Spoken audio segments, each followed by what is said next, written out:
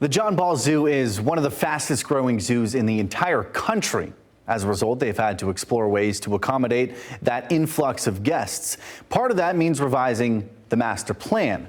Several neighbors have made it very clear they're not satisfied with the latest proposal. How often do you come to this park? Oh, every day.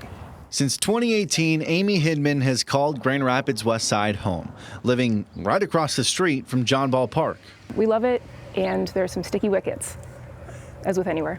The John Ball Zoo is the 5th fastest growing zoo in the country, but they've had trouble finding space to put all those new visitors. Our number one complaint from zoo guests is lack of parking and the condition of the parking. And the number one complaint that we got from the neighborhood was, I don't have a park.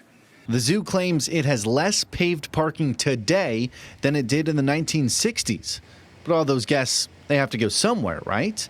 And many of them end up parking directly on the grass, right outside of Hidman's house. It's been great to have them as a neighbor. I love telling people that I live by the zoo. I don't love telling people that I live by a parking lot.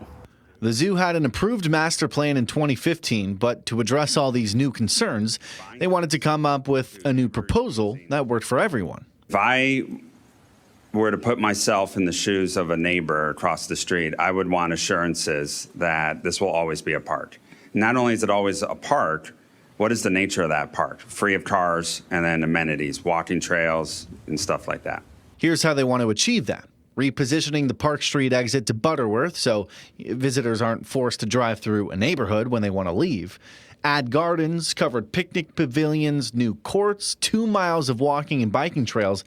As a result, some green space would be recovered, but other spots would be paved into their new parking lots. You know, people come out and play with their kids and their dogs. We have festivals over here, or at least we used to. And that's just like what makes this neighborhood really special, and that's worth saving and worth fighting for. And you can see that fight from her front yard.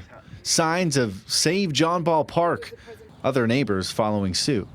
To me, the value in a green space is more than what you can get out of it financially. I don't believe that you need to pave something to produce revenue for it to be valuable. On Tuesday, the Kent County Finance and Physical Resources Committee met to vote on the proposal, but that vote turned into a motion to postpone.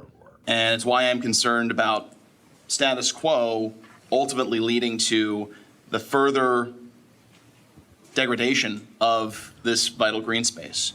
Stephen Wooden says there needs to be at least one more opportunity for the public to respond, so the zoo can hear from people like Hidman, who understands something needs to be done, but feels they haven't found the solution quite yet. We have a dump over there, we have a highway, and we have a factory. Please don't take our park away in a community that really, really needs it. Yes, now that vote has been pushed back to November 21st. So in the meantime, expect there to be another public comment period between now and then. I'm also expecting a statement from the zoo after today's meeting. When I get that, we'll let you know. Also, Hidman started a petition to save the park. So far, 700 signatures and counting. You can find a link to that in the zoo's current proposal with this story on fox17online.com.